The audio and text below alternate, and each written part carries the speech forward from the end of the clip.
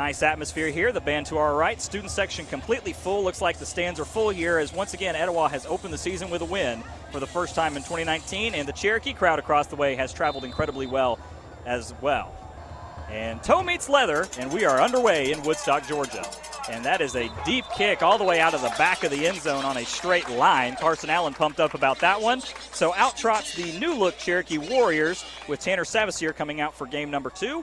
A couple of things we should note, a couple of new starters. At right tackle will be Patrick Crowley. At left tackle from right tackle, Spencer Kelly will move over. And Christian Irwin, the sophomore that you guys got to see in the second half of last week's game, Zakk and Art, he will be taking over as the second-string running back. So we'll have to see if it's a 1-2 punch with Malachi Eccles and Christian Irwin.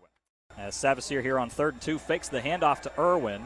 Pursued outside, finds a man. What a throw on the run. That is complete right at the 30-yard line. That'll be enough to move those chains. Pass complete to Jace Jones. And the Warriors doing a good mix of what they like to do. They're really running the ball well, and then when they play off of that play action, they're finding the open man, and Savasier, very good throw. Yeah, they got a new offensive coordinator this year coming in, so that probably takes a little bit of time to get used to. Great play action pass, and that's all set up by Irwin's ability to establish himself as a presence in the ground game. Strickland still the quarterback. This time Joe Herr in the backfield, and he is blown up in the backfield. They're going to mark it as an incomplete pass as number 2 unabated to the quarterback, Daniel Young. My, oh my, Strickland's going to have to shake that one off, Art. Yeah, that was like a heat-sinking missile right there, and Daniel Young coming in on the blitz on the blind side, unblocked, and Strickland just able to get that arm moving forward as that ball is ruled incomplete. Toe meets leather again, and we're underway in the second half. Collect the group here at Etowah, and they find a hole. Look out! Might be a house call. Makes a man miss. 20. He's gone. Kickoff return for a touchdown. Number 16 for the Eagles. Xavier Mahoney with a house call. The Eagles back within striking distance. 6-10, pending the extra point on the Culvers of Hickory Flat scoreboard. I've always got to bring up the blocking, right? Perfect wedge. Diamond shape, everything. Broke that. I mean, that was like textbook. It's going to be a design pass here. Mahoney rolls out. Good assignment football from Cherokee. Throws a man open, wide open to the 40, well into Cherokee territory, all the way down to the 36-yard line for the Eagles. Move those chains. Good job by Mahoney doing his best Tanner Savasier impersonation as number 19 Mason Mancini on the reception there. Going hurry up here, hands the ball off to the Buffalo right up the gut, and he's upended by a big man. George Bogdaddy and Chase Montgomery there making the first contact to help clean up that play. Still gets a yard out of it, sets up 2nd and 9. So ball on the 35. And fake the handoff to Cacho. Mahoney's got a lane. He's in the secondary at 20, making people miss, stumbling forward all the way down to the Warriors' 11-yard line. You can move those chains. A man that last week racked up 127 yards and a touchdown on the ground. That 14-yard scamper sets them up in the red zone. Great decision there by Mahoney to pull that ball and run it, and then using his legs and great vision to find the seam right there in the crease and to get into the Cherokee secondary, almost breaking this for a touchdown. Less than a minute to go here in the third quarter. 3 wide, and it's a jet sweep to Jace Jones.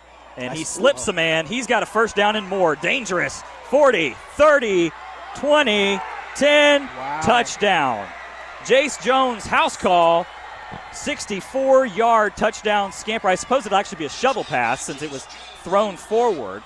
But on the jet sweep, it is a huge house call.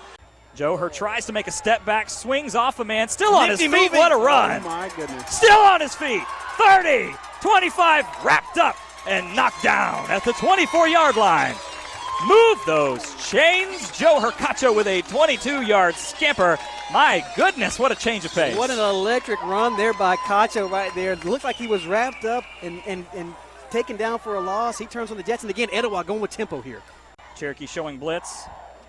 They bring it. Mahoney's going to keep it. Touchdown. He's in. My goodness. Another touchdown for Mahoney. And just like that, the Eagles are back up by 6, pending the all-important extra point. Great job that time by Mahoney. Just great decision-making right there. He's doing well reading that, and he's got the speed to make men miss. And, again, only needed a yard, got 4 for the touchdown, and Etowah's up for the first time in this ballgame, gentlemen. Yeah, first time. You know, the biggest thing for me is so Cherokee's playing pretty aggressive. They're blitzing almost every single play. And like I said earlier, they're over-pursuing a lot. If if instead of blitzing, you had them, like I said earlier, scraping down the line of scrimmage, it would prevent these runs from happening. We're on the Etowah sideline. 3 wide, Christian Irwin and Savasir Wyatt Tosh the H-back. We'll let the Mike tell the story. Incomplete. Etowah wins 30-31. The Eagles have won the 39th matchup, the series all time, 20-19. Won by a point in triple overtime. That's all you need to know, folks. We're going to send it to a 2.5-minute break. When we come back, we'll welcome you into the Children's Healthcare of Atlanta postgame show and tell you all about the other games going on around this county and an instant classic going down here at Eagle Mountain.